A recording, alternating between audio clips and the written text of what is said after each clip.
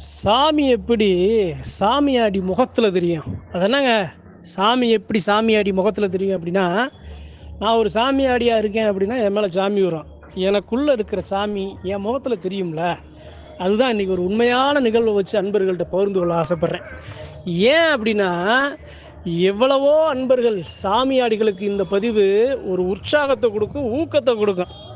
அதாவதுங்க, நம்ம தெய்வத்தை நாம் எந்த அளவு நாம் நேசிக்கிறோம், எந்த அளவு வணங்கி வர்றோம் அப்படிங்கிறதுக்கு இது போன்ற ஒரு சில பதிவுகள் சான்று அமையும். சரிங்க, சாமி எப்படி சாமியாடி முகத்தில் தெரியும் அப்படின்னா, ஒரு உண்மையான நிகழ்வு என்ன அப்படின்னா, ஒரு தெய்வம் இருக்குது. பல 100 ஆண்டுகளாக அந்த தெய்வத்தோட சக்தி அந்த இடத்துல யாருக்கும் தெரியல.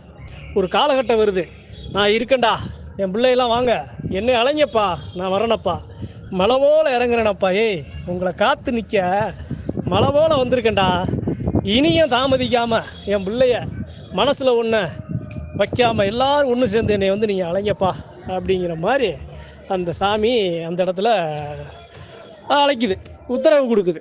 அப்போ என்ன ஆகுது அப்படின்னா, அப்போ அந்த சாமி கொடுத்த உடனே எப்படி, எப்பா நம்ம சாமி நமக்கு உத்தரவு கொடுத்துருச்சப்பா, நம்ம சாமி நமக்கு உத்தரவு கொடுத்துருச்சு, இனி பிரச்சனை இல்லைடா, எல்லா மக்களும் சேரு, எதிரியாக இருந்தாலும் அவன் காலில் விழு, அவனை ஒன்று சேரு, வரியை போடுங்கப்பா, தலைக்கட்டுக்கு ஒரு 1000 2000 போடுங்க, எல்லா மக்களும் ஒன்று சேருவோம். ஒன்று சேர்ந்து நாம் நம்ம தெய்வத்தை எப்படியாவது நம்ம வணங்கணுமப்பா, நம்ம சாமி நமக்கு உத்தரவு கொடுக்குதுன்னு எல்லா மக்களும் ஒன்று சேர்றாங்க. ஏன்னா சாமி உத்தரவு கொடுத்துருச்சேன்.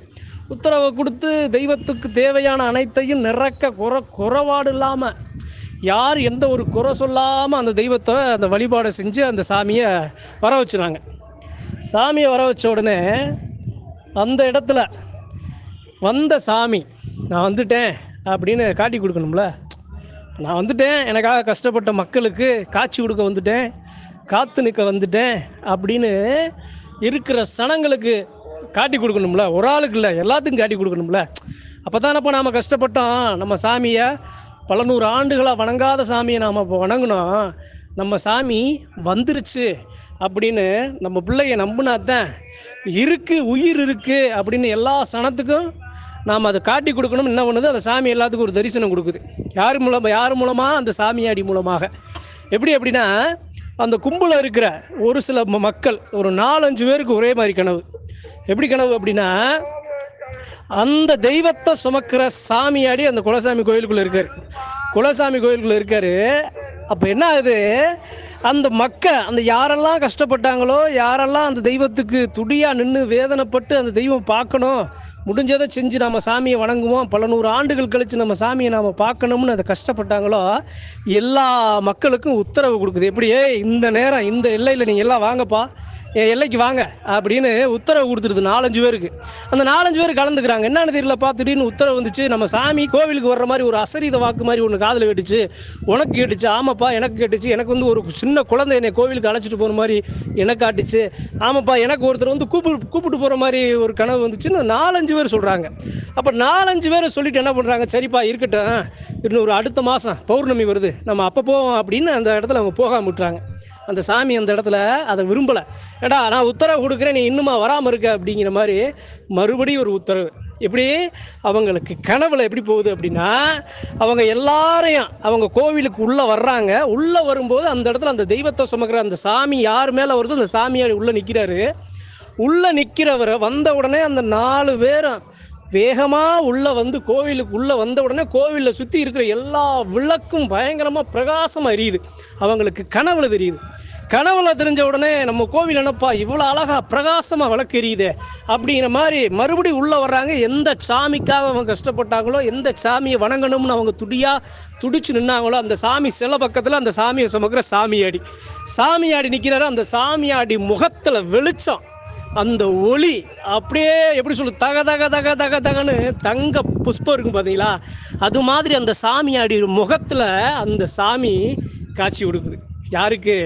அந்த யாரெல்லாம் கஷ்டப்பட்டு அந்த எல்லையில் கஷ்டப்பட்டு நின்ன குலமக்களுக்கும் பங்காளிகள் பெருமக்களுக்கும். இது கனவு தெரிஞ்ச உடனே, அப்பா நம்ம சாமி நம்ம கண்ணில் கொடுத்து தெரிஞ்சிருச்சு, சாமியாடி மூலமாக இப்படி என்னை காட்டுச்சுன்னு சொன்ன உடனே அடுத்த கணம் மறுநாள் காலையில் எந்திரிச்சு வேகமாக ஓடி வந்து தெய்வத்துக்கு நிறக்க பூஜை புனஸ்காரத்தை கொடுத்து சாமியை கும்பிட்டு போகிறாங்க. இப்படி தாங்க தெரியும். சாமியாடி முகத்தில் சாமி எப்படி தெரியும் அப்படின்னா இப்படி தான் தெரியும்.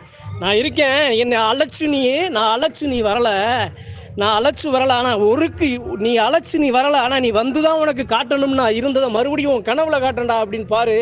நீ கஷ்டப்பட்டதுக்கு என்னுடைய முகத்தை உங்கள் எல்லாத்துக்கும் நான் காட்டணப்பான்னு அந்த தெய்வம் கண்ணில் காட்டுச்சு பாருங்க. அதுதான் குலதெய்வம்.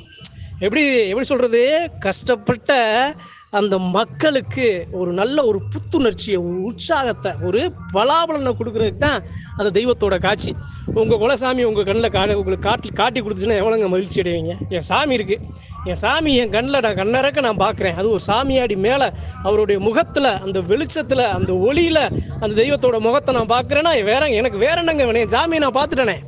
பல பேர் பார்க்காத, பல பார்க்காத, பல பங்காளிகள் பார்க்காத ஒரு வரம் பாக்கி எனக்கு கிடைச்சிருச்சு. இப்படித்தான் சாமியாடிகள் மேலே தெரியும் அப்படிங்கிற உண்மை நிகழ்வு அன்பர்கள்ட்ட பகிர்ந்து கொள்ள ஆசைப்பட்டேன். இக்கணத்தில் உண்மையும் நீதியும் சத்தியமும் நேர்மையாக நிற்கிற எல்லா சனங்களுக்கும் சொல்கிறேன், எல்லா சாமியாடிகளுக்கும் சொல்கிறேன், உங்கள் உள்ளத்தில் நீங்கள் வைக்கிற பக்தி 100% முழுமையாக இருந்தால் உங்கள் சாமியை நீங்கள் இதுபோல் பார்க்கலாம். உங்கள் சாமி உங்களுக்கு காட்சி கொடுக்கும். யாராக இருந்தால் என்ன, அந்த தெய்வம் பார்த்துருச்சு, அருட்பார்வை கிடைச்சிருச்சுன்னா நமக்கு வர்ற பெரும் நோய் கூட ஒரு பனி போல விலகுங்க. அதுக்கு இது ஒரு சான்று என்று சொல்லி நன்றி, வணக்கம். மற்றும் ஒரு பதிவில் சந்திப்போம்.